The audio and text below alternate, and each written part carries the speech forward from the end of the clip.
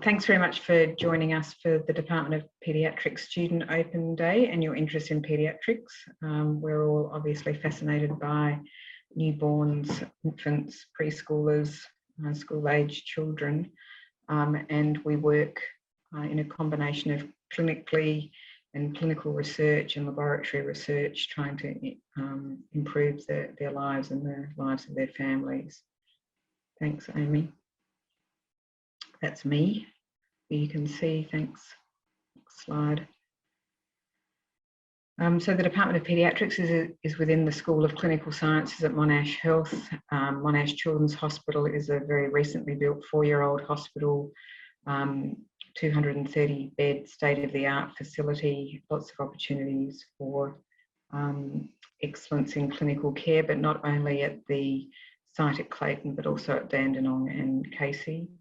A lot of clinicians, researchers, and those, some in laboratories, some in clinical care settings that I talked about, and high-class state-of-the-art education that you'll hear a bit about. A crucial link between world-leading research and providing best clinical care, and that's our mantra and our goal. Thanks, Amy.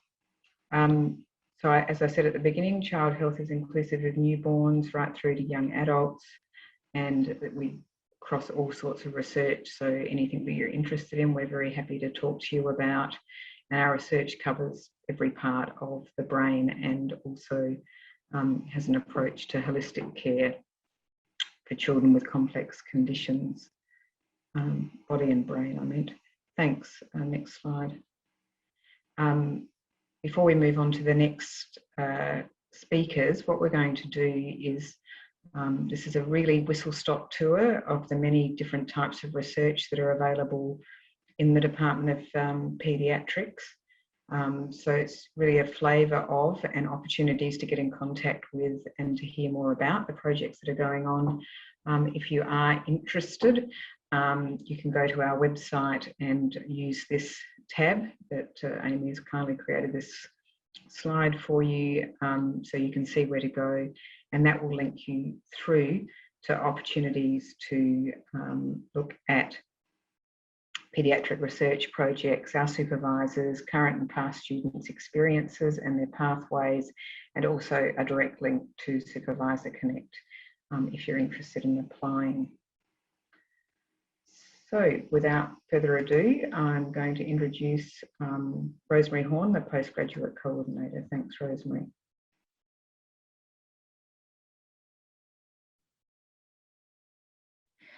Thanks, Katrina. So I'm the Postgraduate Coordinator, so if you have any queries, just send me an email. Don't call me because I'm not in the office. So send me an email and I'll endeavour to answer all your questions. Thanks.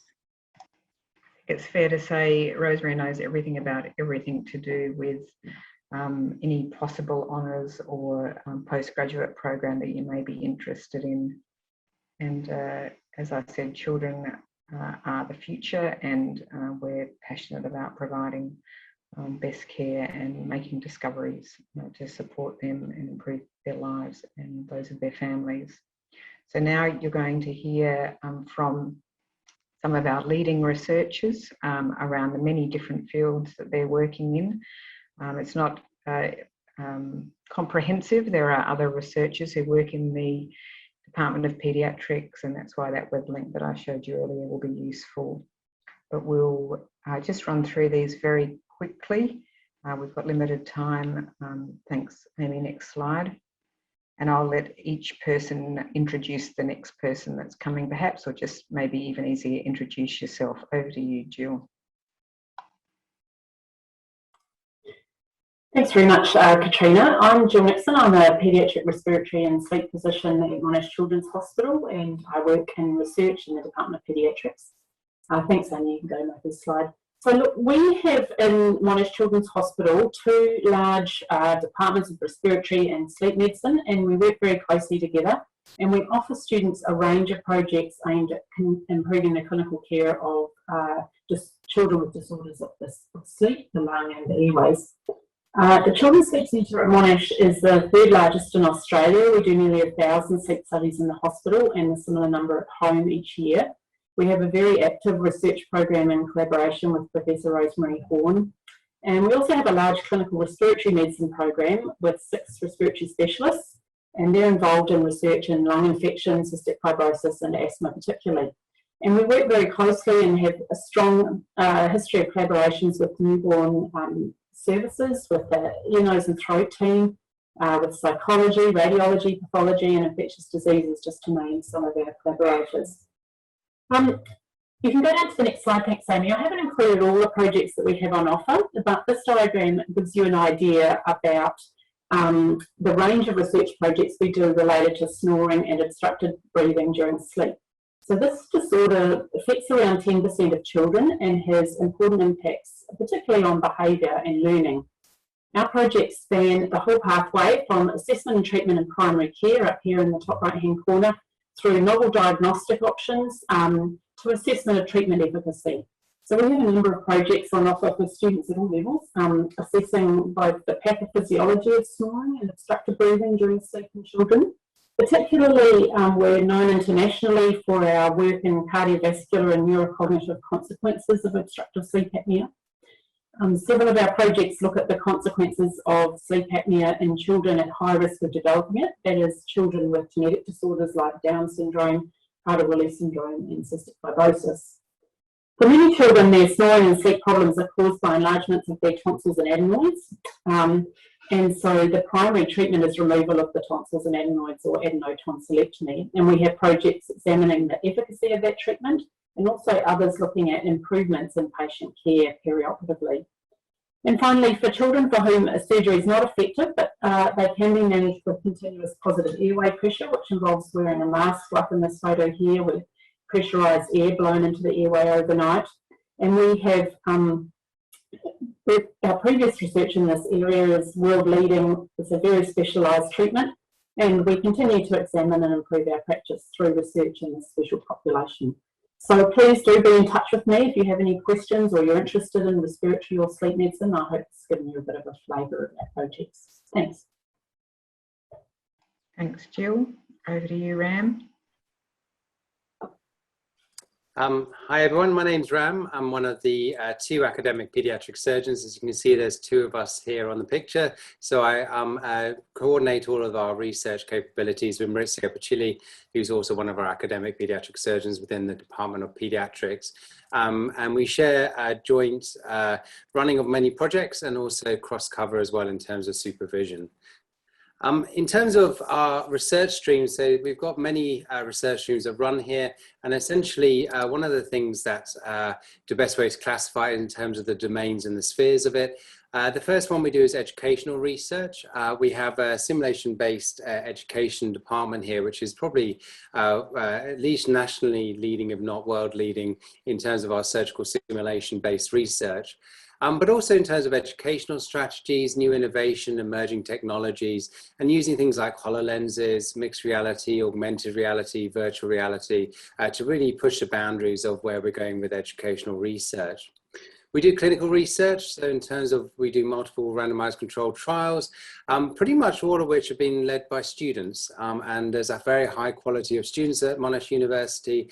And certainly this is not something where we expect students to have experience in this, but part of what we do in the department is to nurture the student experience and take someone who, and I'm speaking from experience of our last group of students who was somewhat reluctant to do a prospective trial, but now is running a national randomized controlled trial among 6 different paediatric surgical centres in the country. So really great to take people on that journey, and it is possible, and we're very happy to nurture students through that journey.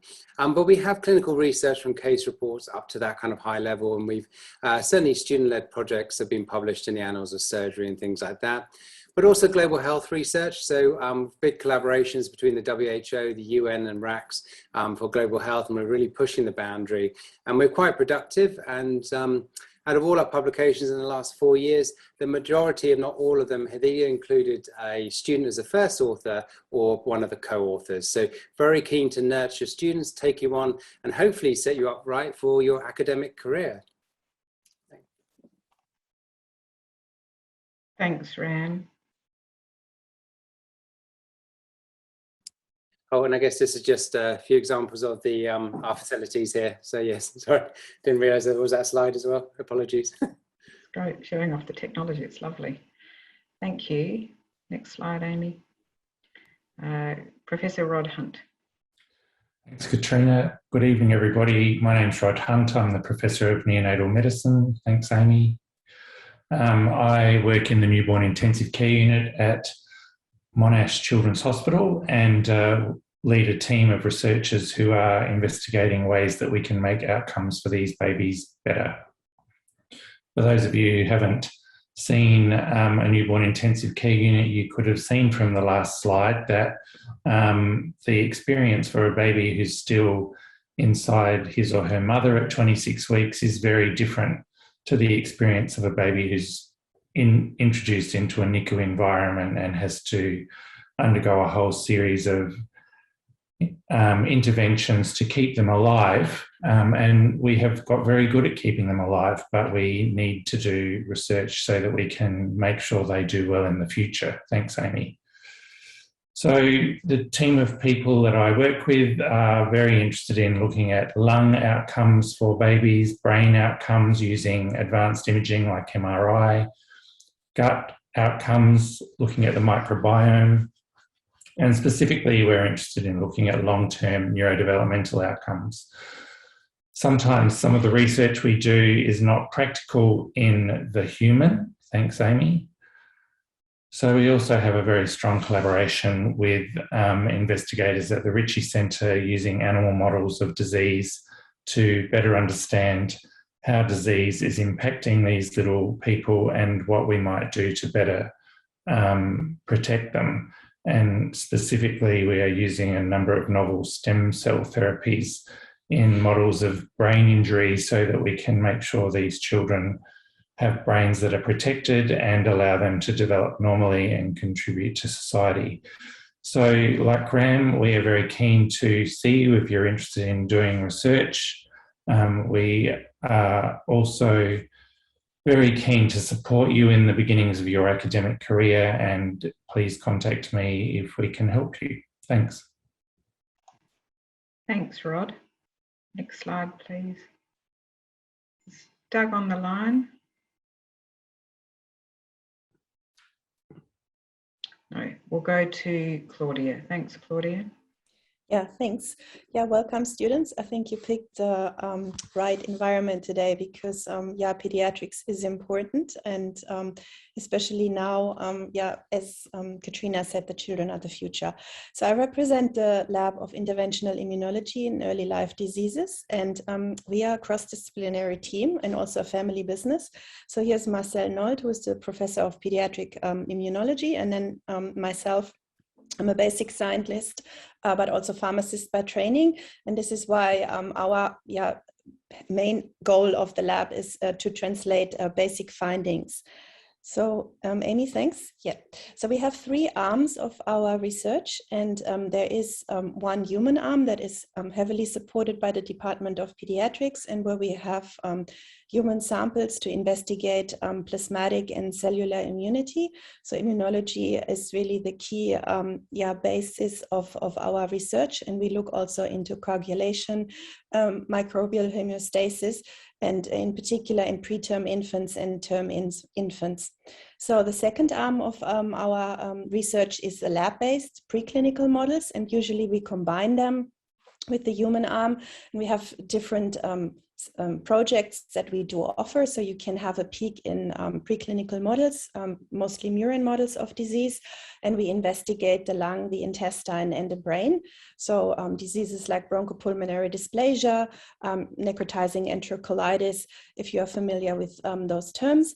And in a third aim, this is more of our basic science. So what we do is we, for example, have discovered novel anti-inflammatory targets, and then together with biochemists try to develop new treatments.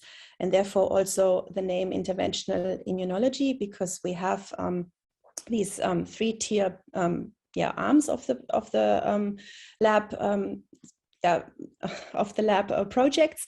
And then we have students contributing to each of those. And we have also then combine them and see how we can get a drug into clinics. Next slide, please. As I said, inflammation is the main focus of our labs, and we work together with Monash Health, Monash Newborn, but also other sites. We have industry experience, so we have supported projects by Roche and CSL, and also the Medical Research Commercialization Fund.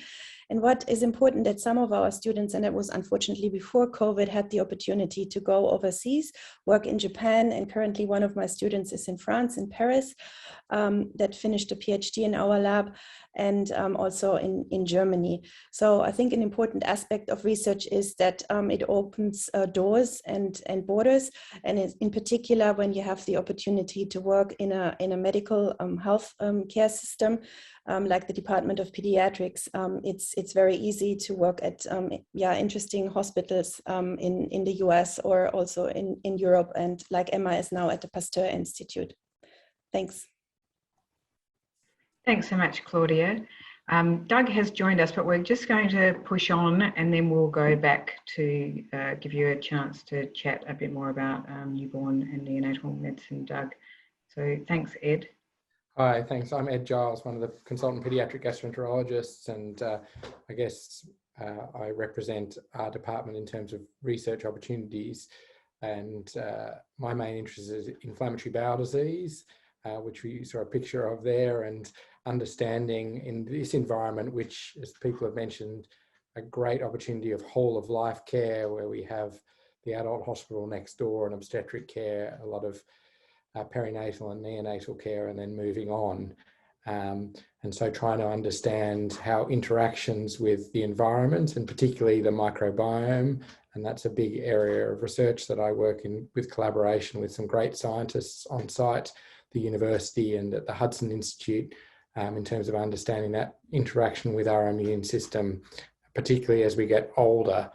And so I have a number of projects really related to that are laboratory based, and we use a lot of really exciting technology, and I'm really keen to get medical students in particular into the lab. I think a lot of people are very reluctant to do that, but as Claudia and others have hopefully explained, this is a really great opportunity, and it's a great site with lots of exciting potential, and it's a really new world that you can open your eyes towards. And I just strongly encourage you to at least consider this, because I get a lot of students who say they want to do clinical projects, and that's great too.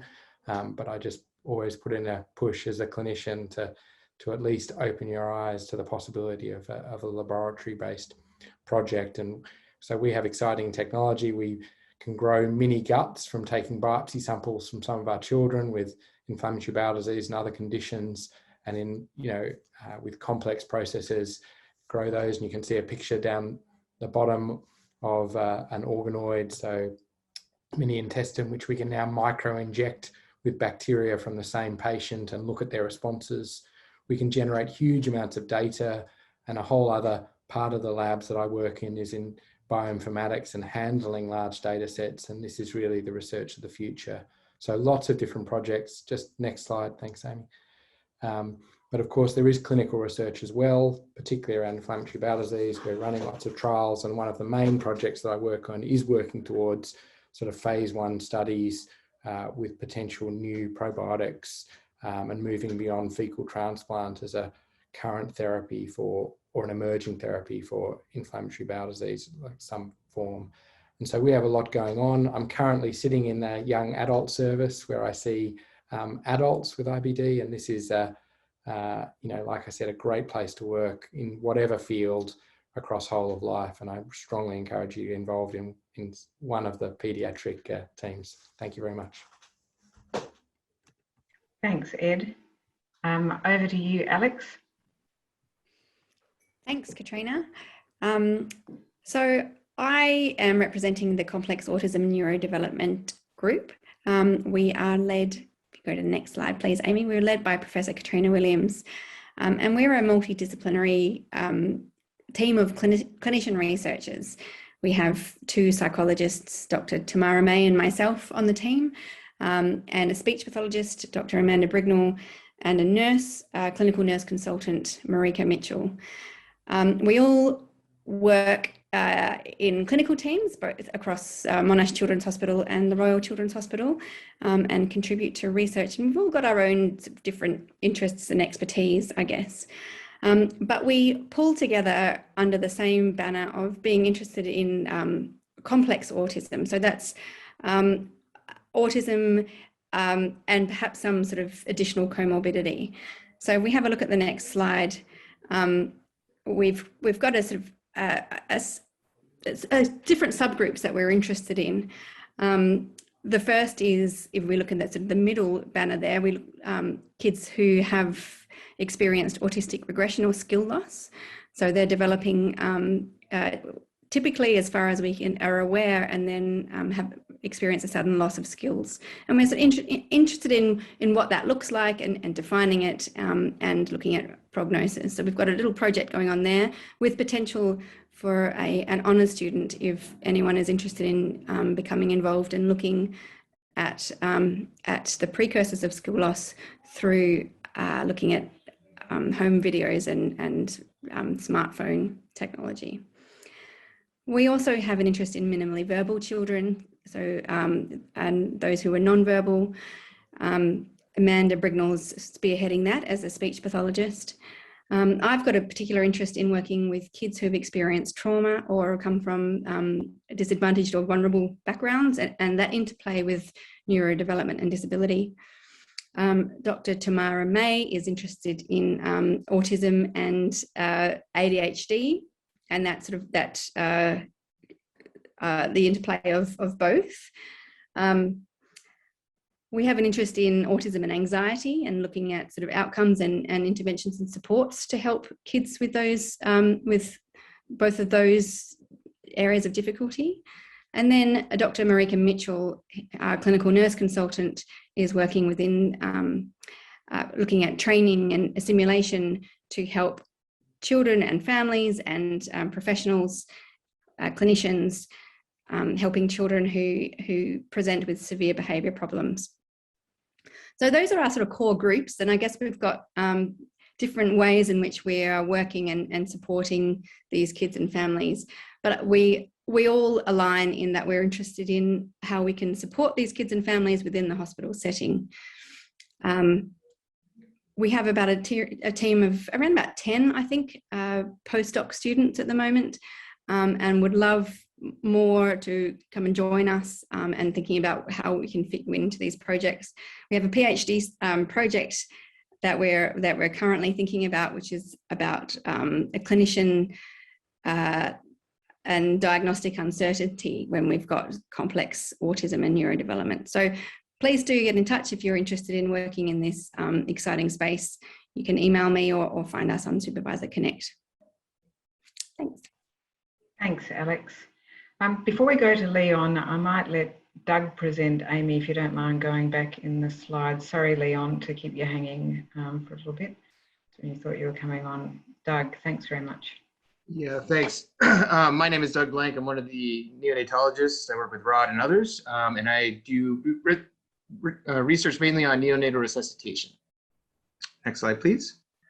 So over 5% of babies born worldwide will need help breathing after birth, or at birth, I should say. This can lead to catastrophe for many, many babies. Over 800,000 infants die annually because they didn't get adequate support for their breathing at birth annually worldwide. This is about a quarter of the amount of babies that die before reaching a month of age. So it's a very big issue still in the world. And because this is an emergency that occurs at the time of birth, there's little evidence currently available to create guidelines and figure out what we should do next. And so I sit at the nice junction between taking this problem and, like many others on this call, having access to scientific experiments here. This is looking at interventions at birth with newborn lambs, and then taking that information and converting that to clinical trials, which you can see here is a video of a baby being resuscitated before the umbilical cord is clamped. This baby is positioned on its mom's thighs. Next slide, please. One of the simplest and most useful tools we have for evaluating what happens at birth, understanding what's going on and what we should be doing to help babies breathe at birth and how to improve is simply video cameras. So I trained during my fellowship in California in a system in which all the high-risk births were videotaped and reviewed in high definition in front of the entire department, pairing physiologic data with it. And we have such a system set up at Monash. You can see the images of Captain Sully and that speed wrestling in high school. Those are examples of how video review has helped people perform in critical situations like performing emergency landings of airplanes on the middle of the Hudson in February in the freezing cold of winter, or beating your rival to win your league championship when you were 17. There's really no reason why we can't have that same level of scrutiny and honesty and ability to review what we do in our critical patient care. Next slide, please. So that's great for neonatal resuscitation. What we don't have, and what I'm currently looking for a student to help me with, is an algorithm that helps us deal with emergencies after the babies are admitted into the neonatal intensive care unit. So the algorithm that we currently use covers what happens at birth, which is very different physiology than what happens, say, 20 minutes to 3 months after birth. And so for babies in the NICU that have emergency buzzers, that have sudden drops in their heart rate or oxygen levels and need emergency care, there's no specific algorithm or methodology of how we should treat these babies. And so the project that I want to start, and I'm advertising for students, is to figure out what happens once there's emergencies in the NICU. And these emergencies probably occur somewhere between 2 and 4 times a week on average in a unit as busy as Monash. The first step would just be finding out the character of what these emergencies actually are, and going from there, looking at risk factors after that, and then potentially coming up with a possible algorithm to combat them or prevent them. And so the major methodology for this project would essentially be reviewing these emergencies using video cameras, and coming up with a good observation of what the characters of these are, and coming up with the next step in the game plan. So if you're interested, please let me know. Sorry, forgot my mic was off. Thanks very much, Doug. Leon, please go ahead. Thanks, Katrina. So my name is Leon. Hi, everyone. So I recently completed my PhD just at the end of last year at the Department of Paediatrics. So I'll be talking a little bit about my student experience. So I started my research journey at the Department of Paediatrics in 2018 when I decided to do an honors year with Professor Rosemary Horn. I really enjoyed this project, and I was lucky enough to have the opportunity to extend my research into a PhD using with the MD PhD pathway. So I had opportunities to work really closely with a number of pediatric respiratory physicians, neonatologists, and a wide network of leading researchers in both the pediatric sleep medicine field and also the adult sleep medicine field. And I got to be involved with some really exciting projects, bringing some technologies that had been developed in the adult setting and adapting that and sort of applying it in the pediatric setting. So next slide, please, Amy. So I had some really great opportunities to present my research both at a local level and internationally. Unfortunately, last year I didn't get to attend these international conferences in person, but I still got to present virtually, which was a really good experience. We also got to present at some other labs around the world who were conducting some similar research to us, and it was a really great opportunity to meet and build those research networks around the world as well. I also got to be involved with some teaching with the BME 3082 unit, with running a weekly research unit for biomed and science students, which is a lot of fun. And there was also lots of exciting learning opportunities because we are very close to the Ritchie Center and the Hudson Institute as well. So there's always lots of student seminars and events happening, and there's always lots of support whenever you need help with something. So I had a really good experience at the Department of Paediatrics, and I would encourage everyone to consider undertaking research here. So if you have any questions, I'm more than happy to be contacted. Thank you. Thanks very much, Leon. I think we're over time, and I'm not sure we can continue on because I think there are other sessions that need the web space, the online space. But thank you very much to the students that have joined and to all the presenters. People have been sharing their emails with you. Do not hesitate to contact them or go to the website to look at Supervisor Connect and see some of the projects that have been described in more detail. Thank you again, and we look forward to welcoming you to the Department of Paediatrics. And if you've got any other friends or students that you know of who are interested in paediatrics and they missed today's presentation, then there will be a recording and hopefully that will be available. Also do encourage them to have a look. Yeah, Katrina, I can just confirm that it has been recorded. It'll be posted on the website, so anyone who wasn't able to come today will be able to see them. Okay, great. Thanks very much, everyone. I'll sign off and let you get on with your evenings. Thanks. Bye for now. Bye. Bye.